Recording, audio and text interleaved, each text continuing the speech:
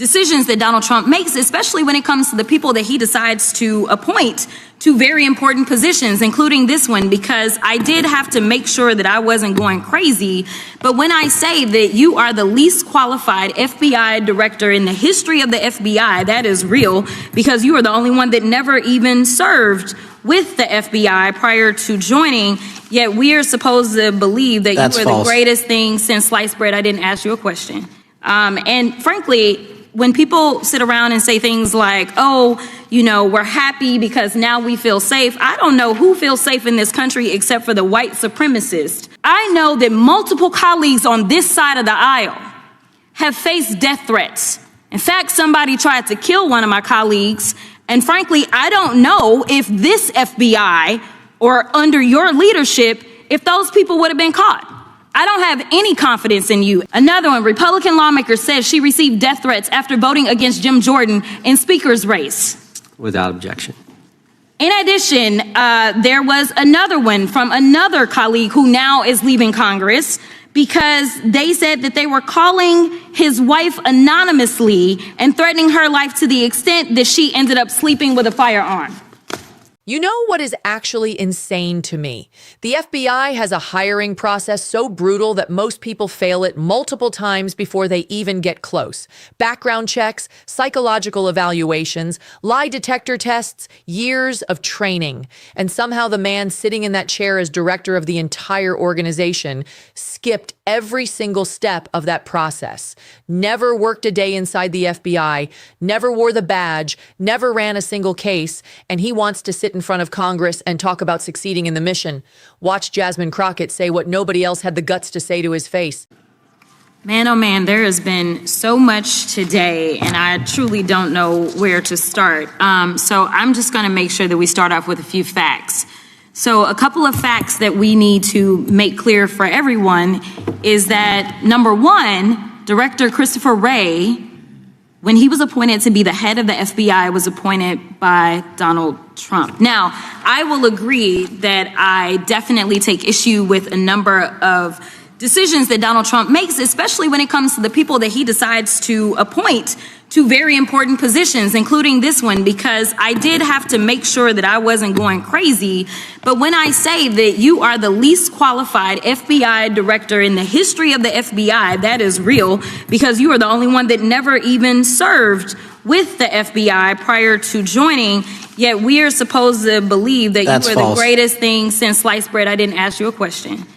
Now, what I want to go through is to talk about why you are a failure and why, honestly, we just need to tell you bye-bye. I know that you got a little upset and you put on your show for your boss because it seems like you're trying to save your job when it came to talking to Senator Booker yesterday.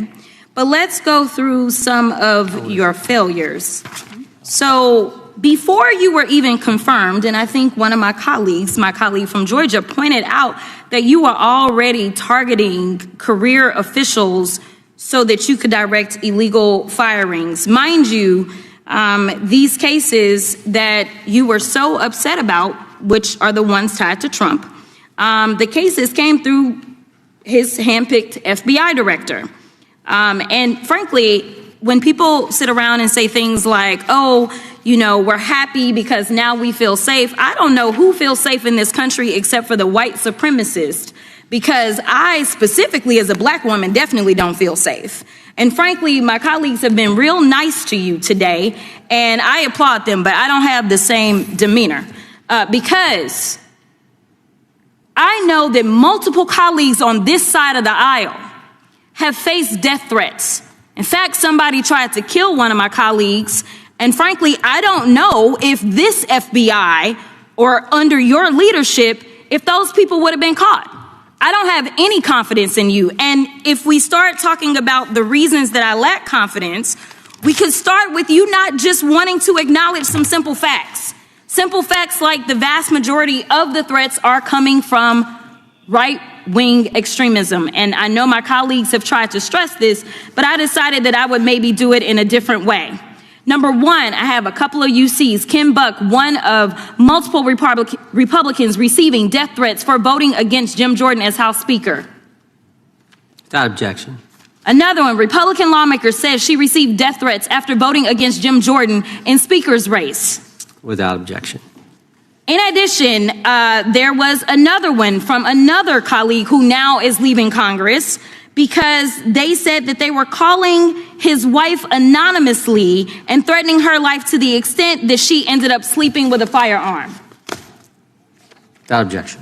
Okay, so here's the deal. How are we supposed to have confidence when you're sitting up here telling the Senate yesterday that it will take you 14 years before you can get the FBI fully staffed to do their jobs? You're also now redirecting resources so that they can go and play ICE agents on the streets. You're getting rid of your most qualified people. And even when it came down to somebody that you consider to be a friend, you were posted up having some fancy dinner to the extent that you posted not only once erroneously, you posted twice erroneously as it relates to catching somebody. And then you want to go and say, let me take a victory lap. Because honestly, if it wasn't for parents deciding that they were going to turn in their child, it seems like y'all wouldn't have got there, even though he literally confessed online. So I'm confused about what it is that the FBI is doing, except for trying to put on a show for the apprentice, or whatever you want to call him. The day after all of this took place, there was domestic terrorism that was taking place at HBCUs. They were targeted. Yet I didn't hear anything from the FBI about what was going on. And again, black people kept saying, how did we end up in this? Because the numbers are so very clear that white supremacy is a problem.